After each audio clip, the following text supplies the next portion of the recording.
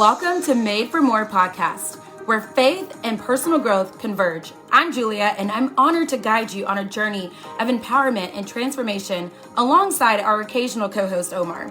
We are passionate believers and advocates for unlocking your God-given full potential. Join us as we explore the intersection of faith, life, business, and relationships, igniting a fire within to embrace the truth that your life is destined for greatness. Together, we'll uncover strategies, insights, and stories that inspire and equip you to become the best version of yourself. Get ready to embark on a fulfilling quest towards personal and professional fulfillment, guided by faith and the unwavering belief that you, my friend, are made for more.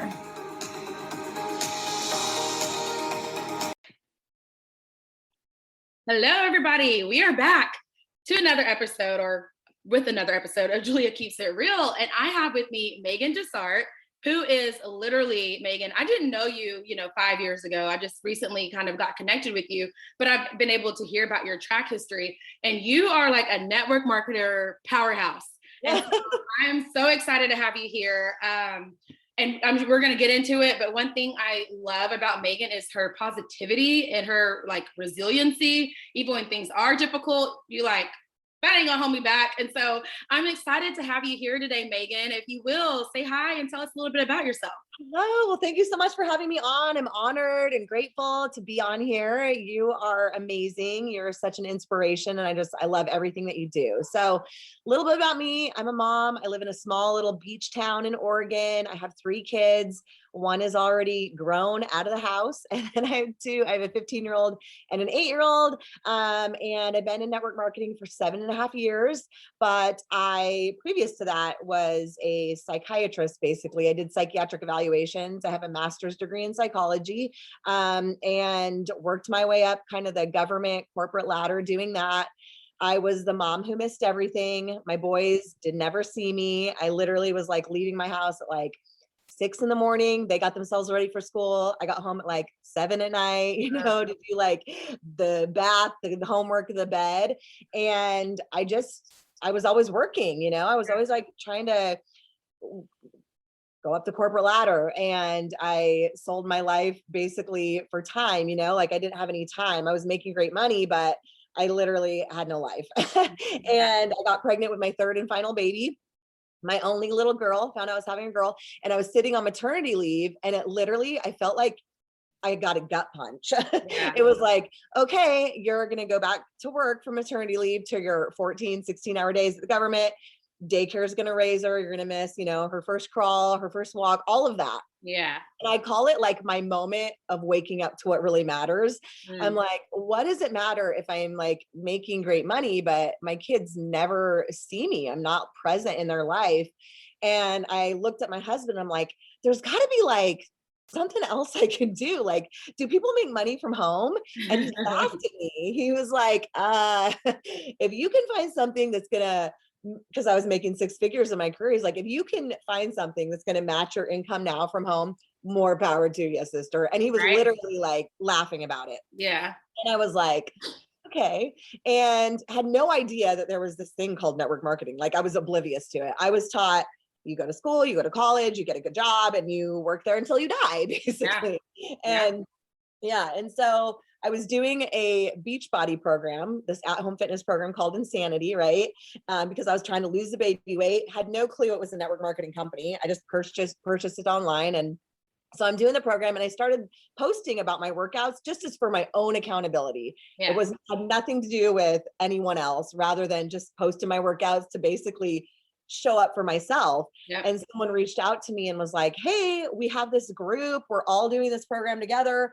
You want to be in this group with us? And I'm that sounds great. I could use some extra accountability. I'm in. Yeah. So I get in this group, and there's all these people doing the workout, and we're all having fun. And I was this is great. This is awesome, right? Making relationships in there.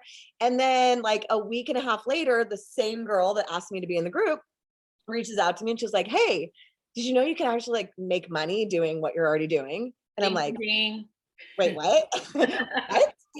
And she's yeah. And I was I call it a God moment, because I swear God whispered in my ear that day and said, this is it. Yeah. And I was sign me up. Like, it was like, I had this feeling of like, okay, this is truly it. I think this is something. Yeah. So I didn't do any research. I didn't like spend weeks figuring out what network marketing was. I literally was like, sign me up today. And I signed up, and I get into this other community, right? Their team, and I'll welcomed in the team. And I see all these moms just like me, crushing it, like, making 6 and 7 figures, traveling with their kids. They're working from home. And I was like, what is this? Like, my mind was blown. And I'm like, okay, if they can do this, I can do this. I mean, I have overcome a meth addiction in my past. I used to be a homeless meth addict, domestic violence survivor. Like, I have gone through shit, right? And I've overcome it and was able to like still create a life of success. And so I thought to myself in that moment, if they can do this, I can do this. And so I literally dove in. I knew nothing about it. I was Pamela Anderson. I was not good. I was not an overnight success, but I worked my tail off, and I dove into like figuring out what network marketing was, listening to podcasts, started personal development, very coachable, very hungry. Whatever they told me to do, I did it. And I was, had to go back to my job from maternity leave, and was working again 14-hour days. And so I'd get up at 4 a.m. to work my business a little bit in the morning. Then instead of going out to lunch with my coworkers, I packed my lunch, worked my business on my lunch. After I got home, put my kids to bed, worked my business until like 11 midnight sometimes, to wake up and do it all over again. And I remember in that it took me almost 2 years to like bring myself home. And I remember in those couple of years, like coming home, just like crying to my husband, I don't know how much longer I can do both of this, because I was literally pouring everything I had into it. Like, I stopped, we had season tickets to the Seahawks, stopped going to games because my weekends were like my time to really work my business. And I figured it out after, almost 2 years. I didn't match my income completely, but I made enough that was going to pay our bills that could bring me home. So I could just focus on this. Right. And the rest is kind of history. Wow. I've been able to build a multiple 6-figure from home. My daughter has gotten more time with me than my boys ever did. So yeah. Okay, man. Like, I love your story. And, I've been fortunate to hear it a couple of times. So I'm glad that you were able to even, talk about your other dark side with the meth addiction and the abuse, and just, you basically, you said a couple of things. You said, if she can do it, I can do it. So basically you were wondering for a moment, am I good enough for this? Am I worthy for this? Can I make that happen? And then you're like, wait a minute, I've done it before. I've overcome things before. I've beat the odds before, so I can do it again. And I think whenever, you mentioned your psychology background, but even with people's mindset, a lot of people I'm coaching, and a lot of people that are like, I'm consistent as hell. I do this and I do that. And I just feel like I don't know, they're just being held by some type of like trap of not being able to see you can beat the odds. You've done it before in other parts of your life, or you have enough grit and hunger. And that's something else that you mentioned, was you were coachable and hungry. And I think a lot of people think they're coachable, but then they're like, no, I did that. Well, are you sure? Like, maybe you did it, but you didn't do it this way. Or maybe it was your wording a little bit, or like, and I think that the more you can stay hungry and coachable, that's the game changer. And then the other thing that you mentioned that I wanted to highlight was, you said you were waking up to what really matters. And that goes back to a lot of times, I think people know, like, you knew you wanted to stay at home and have some kind of experience, or, like, okay, I'm gonna have to work hard in my business if I really want to make this happen. But it's not until that like switch happens, I feel like until you just have that wake up moment or that God punch, or like. And so I don't know, I just so many things you said that I was like, man, I hope people are like catching these little nuggets here and there, even in your stories. So that was beautiful. Kind of just, for the people that are just like, how does she do it though? Like, okay, you made it to the top of one company, and you didn't go into the specifics of this, but I just know, Meagan was one of my former recent uplines in a company. So I know her story a little bit, but you mentioned, with Beachbody, and then you're like, okay, next company, this isn't aligned, I'm going here. And then not really feeling alignment here. So I'm going to have to lose my whole pretty stable 6-figure business and I think people forget how big of a deal this is for when leaders move. to go with a team of 0, to have customers of 0. And you do that, and you've done it before. I saw you do it with, another company, and now you're doing it again. And I don't know how, but Meagan always ends up on the top of not just like the USA board. Like you're a top in all nations. You're top recruiter, top seller. So I think people are going to be wondering, like, if I could get in the side of Meagan's head and see, how does she do that? How does she continue to get from one space and ground 0 all the way back to the top? What would you say contributes to that? So a lot of inner work. If you want to change your life, you got to change the inner game, and you have to basically raise your standards, right? A lot of people have goals, wishes, desires, but they never follow through on that. It's not until they really kind of change their identity of who they believe they are. People are always consistent with who they believe they are. So if someone thinks I'm not worthy, they're going to live consistently up to I'm not worthy, right? And have a really hard time being able to create a level of success. So I've had to do a lot of inner work, and really, because I came from, like I said, a meth background, domestic violence, abuse, that kind of stuff. And I had a lot of I'm not worthy running through my head, running through my subconscious. So it was really working on that inner game every single day. Like I invest a lot of time on personal development, a lot of money on personal development. I've hired coaches, hired mentors, like getting around people. Proximity is power. Getting around people who have lived the life that you want to live, who've created the level of success that you want to create, and say, hey, how did you get to where you're at? What can I do to, change my life? And then actually do the work, like the work of it. And gratitude, like going back to gratitude is something that once I truly grasped, being grateful for the little things instead of complaining about the little things, like life starts to change. And once you create a level of success, it doesn't matter if it's ripped away from you. You can do it again. You have the tools. You have the tools in your toolkit, right? And we all have a glass ceiling. We all have a ceiling that we're able to achieve, and it's not until you can figure out what's holding you back, because it's all your mindset. It's all your mindset. Something is going on in your mind. You've hit a ceiling somewhere in your mind that you need to crack open, that paradigm shift within yourself to then get to the next level. So I'm constantly looking at where my glass ceiling is. I'm constantly analyzing backwards. What's working? What's not working? How can I improve 1% better tomorrow, right? It's always me versus me game. I'm always looking at where I can level up, where I can improve, what I need to work on within myself, because truly that's the golden ticket. Like you can talk strategy and skills and all of that all day long to someone, but until they actually start working on their mindset, the skills and the strategy aren't going to do much, Yeah. Oh, I was like not writing fast enough. I'm like, oh, that's a good point. I love the inner work part. And you're saying like working on yourself, changing your life, changes the inner game. And that ties into the glass ceiling thing you were just mentioning. And I know I struggle with that too. Like I always would make top things, top whatever, but I was never like the top.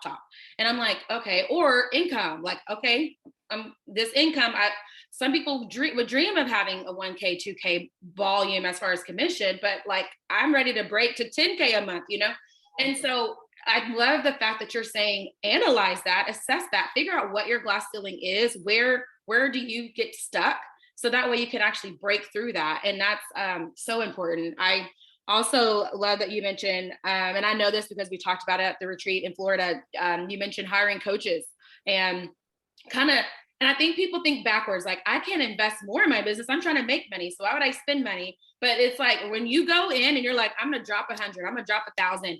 It forces you to level up. It puts you in a whole new playing field. And you told me that once you started investing more into your coaches and into those experiences, learning more, getting exposed to things you weren't exposed to, also being in circles with people that were those top earners, top recruiters. And you're like, okay, I'm in the same seat as you. We're on the same calls. We're on the same Zooms. It makes you feel like you are being that leader.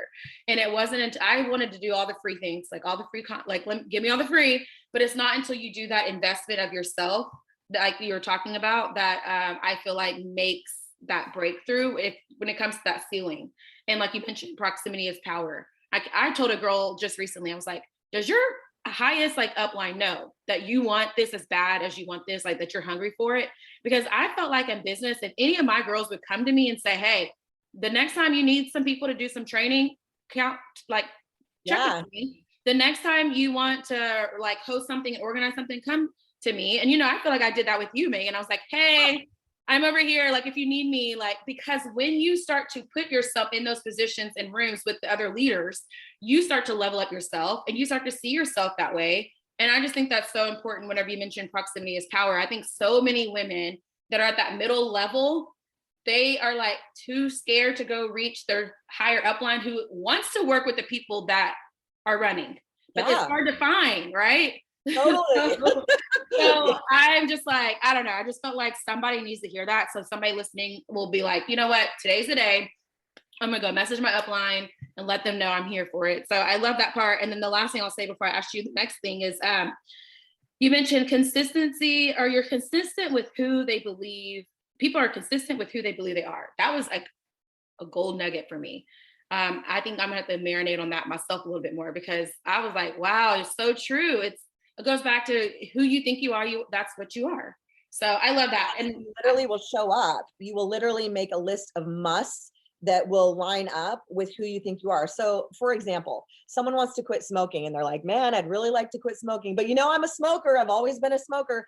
Guess what? They're going to go back to smoking because they believe I'm a smoker. I've always been a smoker. Yeah. It's not until they change that in their mind and their identity. Just like an athlete, if you ask an athlete, do you work out? Obviously the answer is yes, right? Yeah. They have a list of musts that they must do and rituals they must do every day that's going to line up with the identity that they believe they truly are. So an athlete will always find a way to be an athlete. A smoker will always find a way to be a smoker if they feel I'm just a smoker. Someone that's overweight that says, man, I've always been overweight. I'm big boned. My family's overweight. They're always going to find their way back there, no matter what they try to do. And it's not until they change that inner game, change that inner identity, and kind of start raising their standards of what they must do instead of what I should do. We all have a list of shoulds. I should go to work early. I should make more sales calls. Those are never going to get done. But if they go from a should to a must, they'll do it in time. Wow. Oh, so many nuggets. And that goes back to how you're able to do it. Your identity, yourself, you're like, I'm the leader.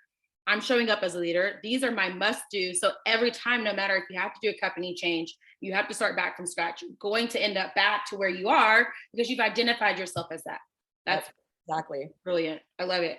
Okay. So, what do you do now? I know your health and wellness, but kind of talk to us about why and you look fabulous, by the way. But you always have looked fabulous, but I can tell like, you're like, you got your mojo back, like you got on your shirt. Tell us kind of, what you're doing, why you align with the company you're aligned with, and we can kind of get to know a little bit about your business. Yeah. So I'm with a company called Trenant. I absolutely love it. I've been here 2 months now, which is crazy. It doesn't seem like it's really been that long. It's flown by. But we have, whole food, plant-based nutrition. We have great products. We have like a nootropic coffee that I really love that helps with like fat burning, mood support, mental clarity. We have a great liquid collagen. I'm also equally obsessed with. I'm obsessed with all our products, but I'm really about the coffee and the collagen. Coffee and collagen, they're my jam. We have a great protein meal replacement shake, and all of our products are like gluten-free. They're not filled with toxins. I'm huge on non-toxic living. I've become really passionate about that the last couple of years. I don't clean with toxins. I don't, no sucralose, no fillers, no synthetics, none of that. I don't want that in my body or my family's body or my clients' bodies. So really clean living, really clean products, health and wellness. They align perfectly with kind of my health and fitness background. We have a CBD. We just have great products. We have a great gut health supplement. So yeah. And from what I hear too, from what the word in the street is that you have a good compensation plan too. So business side, I've heard that it's awesome as well. So that's awesome. Yeah. We're going to put all that information, like your link in the show notes and how you can follow Meagan, because if you need that dose of positivity in your life, you need that reminder about gratitude. It's almost like you would think it's fake, but I know her, like I've been with her. It's not fake. It's a real life. But people ask me sometimes, like, are you really always like this happy? No, not always, but I have to practice that. I have to practice my gratitude. I have to practice my mindset. And so I think that it's great to have other people in your network that are doing that with you to kind of keep you in check. So before we go though, I would love, I know you've already shared some good nuggets, but would love for you to share either one life tip, business tip, just something that either you've held on to from somebody else or you believe, whatever floats your boat, but let us know what's something that your tip would be. Yeah, my tip would be your trauma or anything that you look at as even a disability. Like I had someone with autism. I'm like, that's your superpower. If you have a disability, if you have trauma, knowing and channeling that is actually your superpower. Your story is your superpower. Your trauma is your superpower, because if you can rewrite that, if you can turn that into a testimony, now you using that as your superpower to help the person that you used to be and pull them up, but to show people and inspire people like, hey, if I can do it, you can do it. If I've been here and now I'm here, anyone can do it, right? So just helping people see that your trauma is not something that's holding you back from achieving what you truly want. It's actually your superpower. Yeah, I love that. And I've been able to see you do that in action. So I know you're not just saying that, you truly believe it, because you did that. You turned your traumas into your power.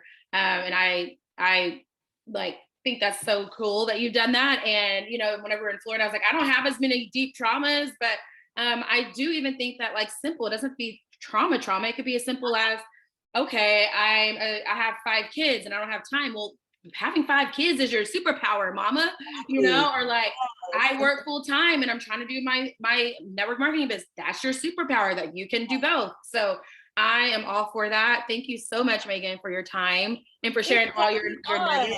Yeah, I appreciate you, and keep killing it. I know you will, but keep killing it. Thanks, girl. Thank you so much. I'll talk to you soon.